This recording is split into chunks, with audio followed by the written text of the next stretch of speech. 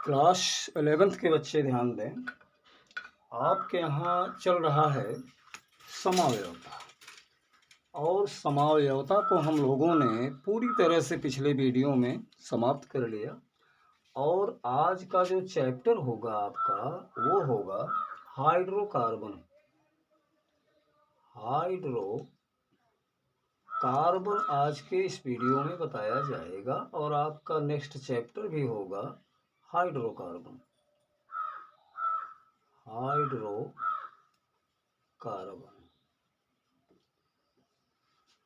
अब हाइड्रोकार्बन जो होगा, ये पूछा जा सकता है कि हाइड्रोकार्बन से आप क्या समझते हैं। तो एक प्रश्न का बहुत सीधा सा जवाब कि कार्बन और हाइड्रोजन से बने सभी यौगिक हाइड्रोकार्बन कहलाते हैं। एक शब्द में इसकी परिभाषा दी जा सकती है कि हाइड्रोकार्बन कौन होंगे। कार्बन और हाइड्रोजन से बने हुए यौगिक क्या कहलाएंगे? हाइड्रोकार्बन कहलाएंगे। अब कार्बन और हाइड्रोजन से बने जो सभी यौगिक हैं, इस बेस पर अगर देखा जाए तो ये हाइड्रोकार्बन स्पेशली दो प्रकार के हो जाएंगे। एक तो होगा एलिफैटिक हाइड्रोकार्बन।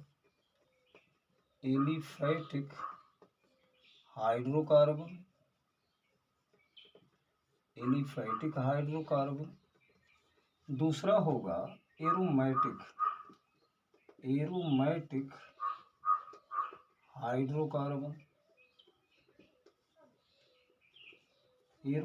हाइड्रोकार्बन। तो एक को हम अंग्रेजी में एलिफैटिक बोलेंगे, एलिफैटिक हाइड्रोकार्बन, और दूसरे को कहा जाएगा एरोमैटिक हाइड्रोकार्बन।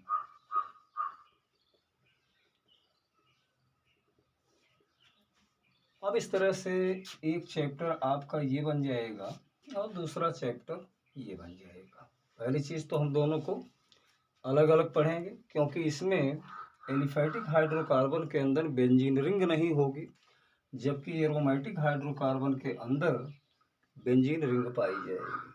तो यही दोनों में डिफरेंस होता है बेंजीन रिंग का। ये विदाउट बेंजीन रिंग है और ये इंक्लूडिंग बेंजीन रिंग है। अब इस प्रकार से जो एलिफैटिक हाइड्रोकार्बन होंगे आपके पास, ये वास्तव में दो प्रकार के हो जाते हैं। एक तो होगा जिसको हम लोग कहते हैं संतृप्त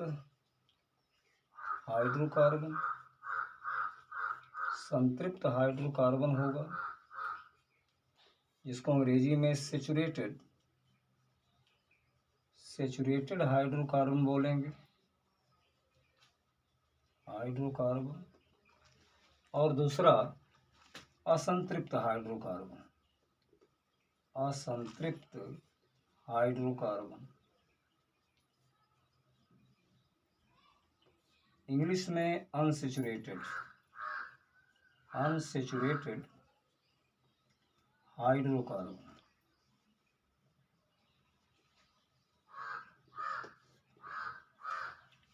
तो इस प्रकार से हमें इस चैप्टर में पढ़ना है एलिफैटिक हाइड्रोकार्बन के बारे में, मतलब ऐसे हाइड्रोकार्बन जिसमें बेंजीन रिंग ना पाई जाए। लेकिन ये एलिफैटिक हाइड्रोकार्बन भी दो प्रकार के हो गए। एक तो होगा संतृप्त हाइड्रोकार्बन, जिसमें हमें पढ़ना है संतृप्त हाइड्रोकार्बन के अंतर्गत केवल एल्केन को, स्पेशली एल्केन, जिसको हम पैराफिन के नाम से जानते हैं।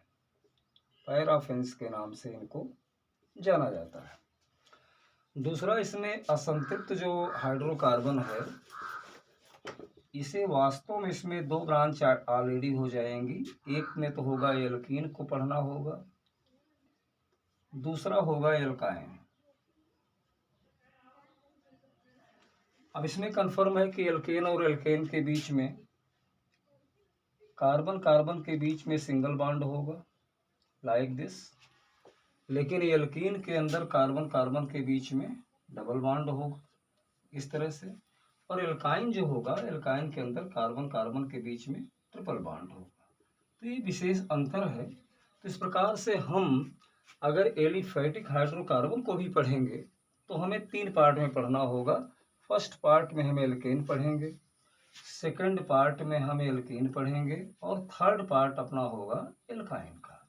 तो यानी एलिफैटिक हाइड्रोकार्बन को भी 3 पार्ट में बांट कर पढ़ने से कारण तीनों में अंतर भी है। एक जो है पैराफिन का मतलब हुआ कम क्रियाशीलता होती है, लेकिन एल्कीन के अंदर एक पाई बंध हो जाने के कारण ये अपेक्षाकृत ज़्यादा क्रियाशील होती हैं, और एल्काइन के अंदर चूंकि 2 पाई बॉन्ड हो जाते हैं, अतः ये सबसे ज़्यादा क्रियाशील होती है। Highly reactive hydrocarbon will be alkyne here. तो कुल मिलाकर के तीनों में डिफरेंस होने के कारण सबसे पहले हम we study about to alkane, सबसे पहले हम लोग एल्केन के बारे में अध्ययन करें, और इस प्रकार से 3 पार्ट में काफ़ी आसान बनाया जा सकता है इस चैप्टर को। इसके लिए अब एल्केन की बात अगर किया जाए तो एल्केन को जानते हैं संतृप्त हाइड्रोकार्बन बोला जाता है। सैचुरेटेड मतलब इनकी क्रियाशीलता काफ़ी कम होती है। और एल्केन को हम लोग पैराफिन के नाम से इसीलिए जानते हैं। एल्केन का एक नाम जो पैराफिन्स रखा गया है वो इसी बात को बताता है कि इसमें जो इसको पैराफिन्स बोला जाता है, तो पैरम 2 वर्ड है इसमें, एक तो होता है पैरम और दूसरा होता है एफाइंस। तो पैरम मीन्स होता है लेस और एफाइंस मीन्स होता है रिएक्टिविटी, मतलब जिसकी क्रियाशीलता कम हो, कम क्रियाशील। और कम क्रियाशील का मतलब हुआ कि चूंकि इसमें पाई बंद होते नहीं हैं, यही कारण है कि यह एल्केन कम क्रियाशील होता है। तो याद रखें कि एल्केन को हम पैराफिन्स के नाम से जानते हैं। और पैराफिन्स जो है एक लैटिन भाषा का शब्द है जो कि 2 शब्दों से मिलकर बना है, पैरम प्लस एफाइंस से। पैरम का मतलब होता है लेस और एफाइंस का मतलब होता है रिएक्टिविटी, यानी जिनकी क्रियाशीलता कम हो। अब इसमें एक चीज़ और जानना होगा कि एल्केन का जो है जो सामान्य सूत्र होता है, एल्केन का जो सामान्य सूत्र होता है, जनरल फार्मूला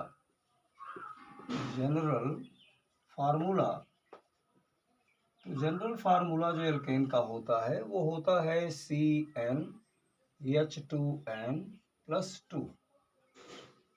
इस फार्मूले को याद रखना बहुत जरूरी है कि एल्केन का जो सामान्य सूत्र होता है वो CnH2n+2 होता है।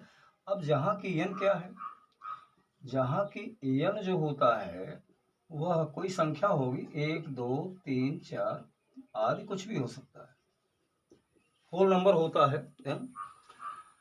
यदि हम n बराबर 1 ले लें, यदि n बराबर 1 लिया जाए तब कंफर्म होगा कि यहाँ पर CH4 हो जाएगा, और यदि n बराबर 2 ले लिया जाए तब यहाँ पर C2H6 हो जाएगा। यदि n बराबर 3 ले लिया जाए, इस प्रकार से n को बदलते रहें, n बराबर 3 तब हो जाएगा C3H8। इसी प्रकार से यदि n बराबर 4 ले लिया जाए तब C4H10 हो जाएगा। यदि n बराबर 5 ले लिया जाए तब C5H12, यानी कुल मिला के ऐसे ही आगे बढ़ते चले जाएंगे। तो इसमें मीथेन, इसको कहेंगे मीथेन, कार्बन जब 1 हो तो मीथेन, इसमें कार्बन की संख्या 2 है इसलिए ईथेन, कार्बन की संख्या 3 होने पर प्रोपेन, कार्बन की संख्या 4 होने पर ब्यूटेन और 5 होने पर पेंटेन। इस प्रकार से आगे बनते चले जाएंगे, hexane, heptane, octane, nonane, decane, undecane, dodecane, तमाम आगे चल करके ये जो बनते जाएंगे यही कहलाएगी समजातीय श्रेणी।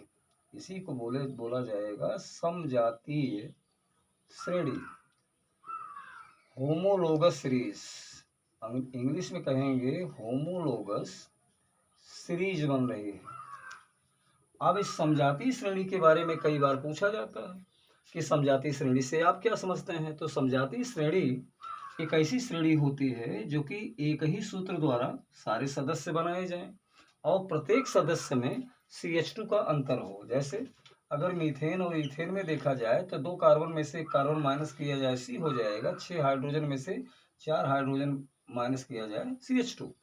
तो कहने का मतलब जो इनको अलग अलग नाम दिया गया, समजात, ये होगा निम्न समजात, ये होगा उच्च समजात। तो जब उच्च समजात में से निम्न समजात को माइनस किया जाएगा तो आपको डिफरेंस कितने का मिलेगा? CH2 का। तो CH2 का डिफरेंस हो और एक ही सूत्र द्वारा बनाए गए सदस्यों के द्वारा जो श्रेणी प्राप्त हुई, दैट इज होमोलोगस सीरीज, वो होती है समजातीय श्रेणी। अब हमें सबसे पहले, चूंकि प्रथम सदस्य इसका मीथेन है, इसलिए बुक में मीथेन बनाने की सामान्य विधियां, प्रयोगशाला विधियां तमाम आपको यहीं पढ़नी है एल्केन के बारे में। अब अगर हम मीथेन की बात करें तो एक्चुअली मीथेन जो है लगभग 90% के आसपास तो ये प्राकृतिक गैस में पाई जाती है। प्राकृतिक गैस में 90% मीथेन होती है। मीथेन होती है। पेट्रोलियम जो कि कार्बन 5 से लेकर कार्बन 18 तक का हाइड्रोकार्बन हुआ करता है, तथा कोल गैस एवं दलदल यानी मार्स या मार्सी प्लेट्स में पाई जाती है। तो कहने का मतलब हुआ कि अगर मेन सोर्स की बात किया जाए कि ये मीथेन पाई कहाँ जाती है, तो याद रखें 90% of methane found in natural gas, whereas petroleum also contained amount of methane and coal gas and marshy places also contained some amount of methane। तो मीथेन पाई जाती है इस प्रकार से। अब आपके यहाँ एक चीज और है कि मीथेन को देखा जाए अगर, तो मीथेन की जो संरचना होती है वो इस प्रकार से होती है। मीथेन की जो संरचना है वो इस प्रकार से होगी, यानी कार्बन के साथ जो जुड़े 4 हाइड्रोजन होंगे मीथेन में, वो इस प्रकार से एडजस्ट होते हैं और इस प्रकार से जो संरचना क्रिएट करते हैं, इसको कहते हैं समचतुष्फलकीय संरचना। समचतुष्फलकीय संरचना होती है, इसको कहते हैं टेट्राहेड्रल स्ट्रक्चर। Tetrahedral structure. इस स्ट्रक्चर में कार्बन और हाइड्रोजन के जो बीच की दूरी है ये 1.112 एंगस्ट्रॉम होती है। और अगर कहीं एक कार्बन और हो जाए, जैसे अब उसमें तो एक ही कार्बन है, अगर इसमें हम इथेन ले लें तो इथेन में देखिए इस प्रकार से कंडीशन होगी। दूसरा सदस्य इसका समजातीय श्रेणी का दूसरा सदस्य इथेन। इथेन में कार्बन कार्बन के बीच की जो ये दूरी देख रहे हैं CC बॉन्ड की, ये 1.54 एंगस्ट्रॉम होती है इस तरह से। और कार्बन के बीच में एक चीज और है कि इसमें जो 4 सिग्मा बंध होते हैं, ये इस प्रकार से कार्बन के पर्टिकुलर कार्बन पर जो संकरण होगा वो sp3 प्रकार का होता है। और sp3 प्रकार का जहाँ संकरण होगा वहाँ संरचना कैसी होगी? समचतुष्फलकीय होगी। और इसमें और एक विशेष चीज होगी कि इसमें HCH बंध कोण का मान 109 डिग्री 28 मिनट का होता है। 109 डिग्री 28 मिनट का ये बॉन्ड एंगल भी होता है। इसका मतलब HCH bond angle will be 109 degree 28 minute due to sp3 type of hybridisation.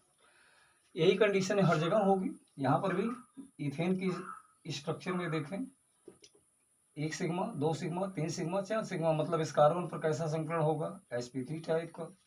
इसी प्रकार से इस कार्बन पड़ोसी कार्बन पर भी संकरण जो होगा वो sp3 टाइप का होगा। तो इस प्रकार से मीथेन के बारे में हम लोगों ने एक जनरल आइडिया। अब इस मीथेन के बाद इसको प्रयोगशाला विधियां क्या है बनाने की? प्रयोगशाला विधि जो मोस्ट इम्पोर्टेंट है,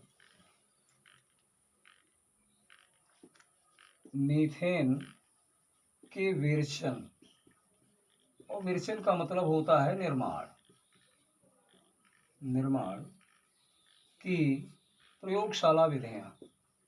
कैसे प्रयोगशाला में बनाया जाए, प्रयोगशाला विधियां।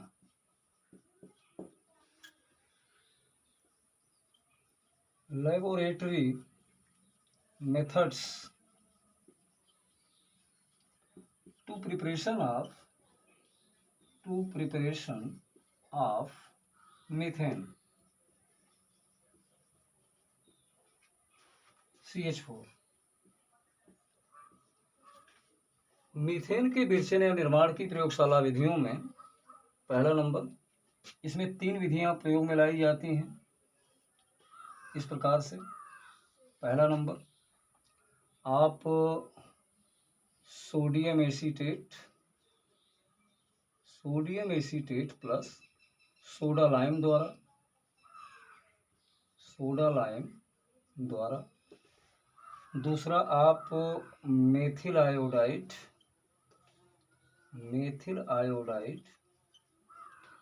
के अपचयन द्वारा।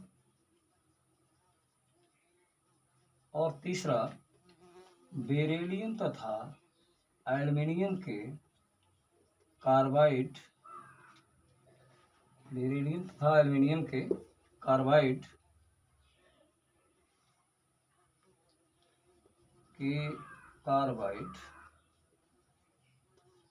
के जल अपघटन द्वारा। इस प्रकार से 3 तरीके हैं जिसके द्वारा हम प्रयोगशाला में क्या बना सकते हैं, मीथेन। तो याद रखें कि अगर प्रयोगशाला विधियां पूछी जाएं कि आप प्रयोगशाला में मीथेन को कैसे बना सकते हैं, तो आपके पास 3 विकल्प हैं। पहला, सोडियम एसीटेट पर सोडा लाइम की क्रिया द्वारा आप बताइए कि मीथेन बनाई जा सकती है। दूसरा, मेथिल आयोडाइड के अपचयन द्वारा भी बनाई जा सकती है। तीसरा, बेरिलियम तथा एल्युमिनियम के कार्बाइड के जल अपघटन द्वारा भी मीथेन गैस का संश्लेषण आप लैब के अंदर कर सकते हैं। आइए एक एक करके इन विधियों को देखा जाए, कैसे करेंगे। इसके लिए एक इंस्ट्रूमेंट बनाना पड़ेगा, क्योंकि प्रयोगशाला में तो उपकरण होंगे, उपकरण की सहायता से बनेगा। जैसे इसमें एक इस प्रकार से टेस्ट ट्यूब ले लीजिए, इस टाइप से, और इस टेस्ट ट्यूब को लेकर के इसको आप स्टैंड पर कस दें ताकि ये गिरे न। इस तरह से स्टैंड पर कस दिया गया इस टेस्ट ट्यूब को लेकर के। उसके बाद इस किनारे पर इसको गर्म करना पड़ेगा। इसके लिए हम यहाँ पर बर्नर को ले लेंगे। इसके बाद यहाँ से एक निकास नली लगाएंगे इसमें, और इस निकास नली का सीधा संबंध आप इस तरह से गैस जार से कर देंगे। यहाँ पर गैस जार ये रखा होगा, और इस गैस जार से इसको डायरेक्ट एक टेस्ट ट्यूब से होते हुए कनेक्ट कर लेंगे। देखिए इस तरह से एक गैस जार, केवल इतना सा उपकरण होगा इसमें। और अब इस उपकरण में देखिए करेंगे कैसे। इसमें हमको लेना है, जिसको गर्म किया जा रहा है, निर्जल सोडियम एसीटेट लेना होगा 1 भाग, और इसी में सोडा लाइम मिलाना पड़ेगा 2 भाग। सोडा लाइम मिलाना होगा 2 पार्ट। उसके बाद यहाँ पर जल भरा होगा, और जल में तो डिजॉल्व होगी नहीं मीथेन, और मीथेन यहाँ पर कलेक्ट कर ली जाएगी। ऊपर यहाँ पर मीथेन गैस कलेक्ट हो जाएगी इस तरह से। अब प्रश्न ये है कि ऐसा क्या हो गया, निर्जल सोडियम एसीटेट और सोडा लाइम की जब क्रिया हुई तो मीथेन गैस कैसे पैदा हुई। इसके लिए संबंधित रासायनिक समीकरण भी आपको देना पड़ेगा, और इसके लिए हम लोग ले लेंगे CH3COONA। ये है सोडियम एसीटेट। अब निर्जल का मतलब हुआ कि इसमें जल नहीं होना चाहिए, और इसमें इसकी क्रिया हम NaOH से कराएंगे, और CaO की प्रेजेंस में कैल्शियम ऑक्साइड। अब इसी मिश्रण को हम कहते हैं सोडा लाइम। NaOH और CaO के मिश्रण को कहा जाएगा कि सोडा लाइम है, ये सोडा लाइम, यही मिश्रण कहलाएगा आपका सोडा लाइम, सोडा लाइम होगा ये। याद रखें एक चीज कि सोडा लाइम में जो कैल्शियम ऑक्साइड होता है ये रासायनिक अभिक्रिया में भाग नहीं लेता, क्योंकि NaOH डेलिक्वेसेंट होता है, प्रस्वेदी होता है, एटमॉस्फेयर से जल को खींच लेता है और हमारे रिएक्शन में इसको निर्जल होना चाहिए, यानी जल नहीं होना चाहिए, इसलिए कि कैल्शियम ऑक्साइड जो है इसके जल को अवशोषित कर लेता है, एब्जॉर्ब कर लेगा। तो सबसे बड़ी बात इसमें यही होगी जो समझना है, ये निर्जल होना चाहिए, इसमें जल नहीं होगा। और निर्जल सोडियम एसीटेट पर सोडा लाइम की क्रिया अगर करा रहे हैं तो सोडा लाइम पर कोई भरोसा नहीं है, ये प्रस्वेदी होता है, वायुमंडल से नमी को खींच सकता है, और इसी नमी को शुष्क बनाने के लिए, नमी को दूर करने के लिए मैंने यूज किया कैल्शियम ऑक्साइड। तो आप एक भाग यहाँ पर इसको लेंगे और दो भाग इसको लेंगे, यानी 1:2 में यहाँ पर ले करके इसको गर्म किया गया। तो गर्म करने के बाद क्या होगा कि CaO तो भाग लेगा नहीं, और यहाँ से ये बॉन्ड ब्रेक हो जाएगा, NaOH की H जाकर के इंट्रोड्यूस हो जाती है और बन जाएगा मीथेन गैस, प्लस यहाँ से शेष कंपाउंड Na2CO3 बना लेगा, सोडियम कार्बोनेट, सोडियम कार्बोनेट। अब इस अभिक्रिया में देखें कि कहीं न कहीं जो सोडियम कार्बोनेट फॉर्म हुआ इसमें कार्बन डाइऑक्साइड निकली भी है, तो इसको हम विकार्बोक्सिलीकरण भी कहते हैं, विकार्बोक्सिलीकरण, विकार्बोक्सिलीकरण के नाम से भी जाना जाता है, इंग्लिश में डिकार्बोक्सिलेशन, डिकार्बोक्सिलेशन बोला जाता है इस अभिक्रिया का नाम, जो लैब मेथड है। Decarboxylation means removal of carbon dioxide from reaction. तो अभिक्रिया में अगर कार्बन डाइऑक्साइड यहाँ निकली तो कहाँ गई, वो इसके साथ कंबाइंड होकर के सोडियम कार्बोनेट का फॉर्मेशन कर लेती है। इस तरह से पहली विधि तो आपके पास ये है कि जब हम सोडा लाइम का प्रयोग करके, लेकिन एक चीज कि ये जो मीथेन बनेगी ये थोड़ी सी इसमें हाइड्रोजन की, C2H4 एथिलीन की और C2H2 एसिटिलीन की अशुद्धियां भी पाई जाती हैं। तो इसके लिए हम करेंगे क्या, अगर हम इसकी आगे इस अशुद्ध मीथेन की क्रिया अगर हमने यहाँ पर सांद्र H2SO4 प्लस Cu2Cl2 के ऊपर क्लोराइड से करा दिया, देन यू गेट शुद्ध मीथेन।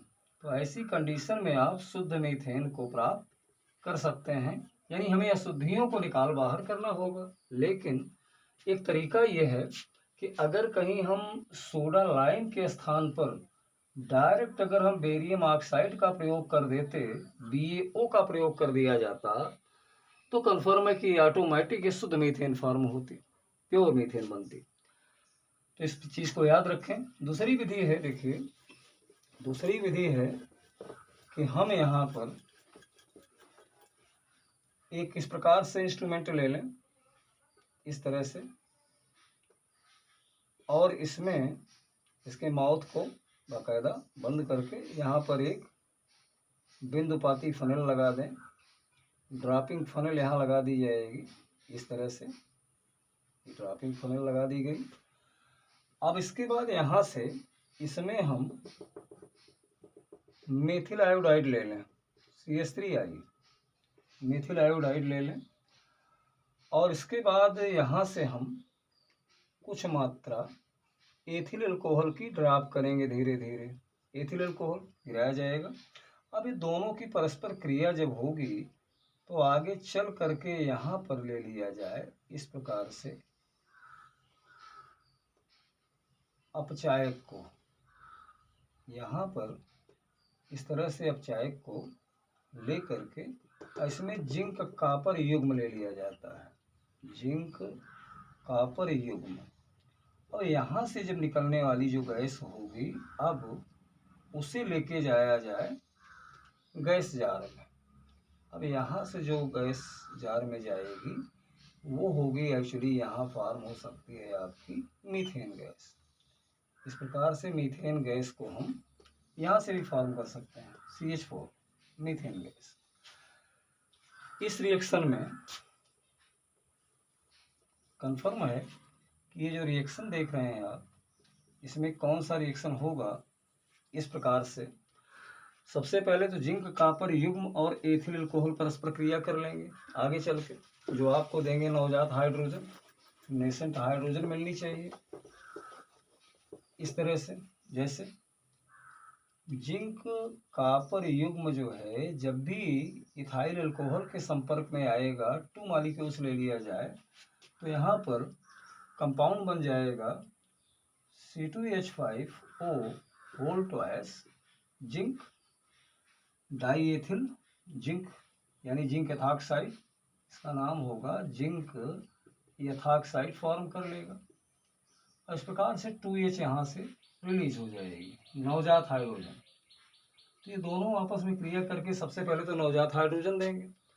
अब नवजात हाइड्रोजन जब मिलेगी तो जिंक कॉपर युग्म और एथिल अल्कोहल की परस्पर इस प्रकार से क्रिया द्वारा मिलेगी। इसके बाद फिर आपके पास मेथिल आयोडाइड है, आप लीजिए मेथिल आयोडाइड को, और ये जब 2H से क्रिया करेगी, नवजात हाइड्रोजन के कांटेक्ट में आएगी, तो एक हाइड्रोजन तो I को लेके जाएगी और एक हाइड्रोजन इसके साथ कंबाइंड होगी, ये बन जाएगी मीथेन गैस, और इस प्रकार से बन जाएगा HI।